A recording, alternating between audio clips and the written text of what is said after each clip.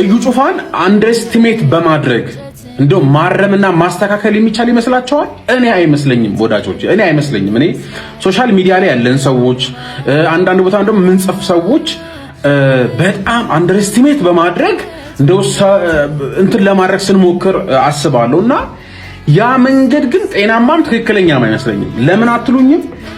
እዩ ጩፋ አሁን ላይ በወንጌላውያን አማኞች 3 ሜጋ ቸርቾችን ጥሩ ቢባል አንደኛው የእዩ ጩፋ በጣም ትልቅ ሜጋ ቸርች አለው። በጣም ብዙ ምዕመናን አሉ። ብታምኑ ባታምኑ በቃ መዋጥ ነው። ይሄን መጽሐፍ የጻፈ ሰው ነው። ይሄንን በቃ ብታምንም ባታምኑ የምትውጠው ነገር ነው። ብዙ ነገሮችን ማውራት እንችላለን። አቅሙን ማየት እንችላለን። ወጣት ነው በዛ ላይ እና ይሄን የሚያክል ሰው እንደው እንደተራ ሰው እንትን ብሎ በካራቴ ምናምን ብላ አቃለ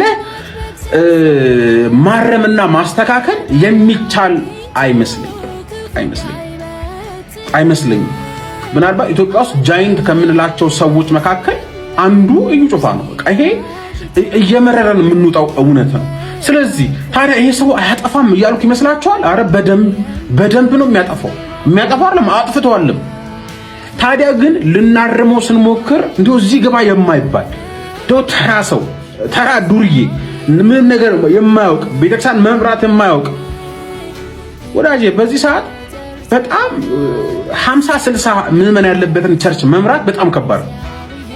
እሱ በጣም ሜጋ ቸርች ነው የሚመራው። የሆነ ነገር እንዳለ ማወቅ አለብህ።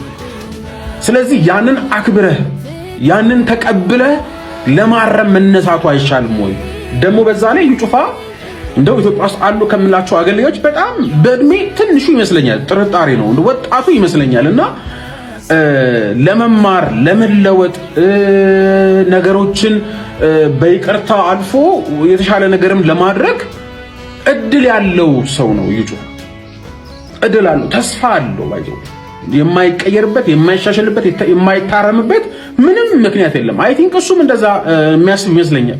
እድሜ ያስተምረዋል፣ አገልግሎት ጊዜ ያስተምረዋል ምናምን እና ነገር ግን የኛ ግን አካሄድ በእልህ በንቀት በጣም በቃ አንደሬት በማድረግ ምናምን የምንሄድበት መንገድ ግን እልህ ውስጥ ከማስገባት የዘለለ ፍሬ ግን ያፈራል ብዬ አላስብም። ስለዚህ እንደው ዋይዝ እየሆነን ትክክለኛውን ነገር ላይ ፎከስ ብናደርግ ለሰዎች የሚገባውን ቦታ ሰጥተን የሚስተካከሉበትን መንገድ ደግሞ ብንናገር የተሻለ ፍሬያማ ምን ሆን ይመስለኛል። ይሄ ምክር ነው፣ ጀስት ምክር ነው። ካልጠቀመ መተው ትችላላችሁ።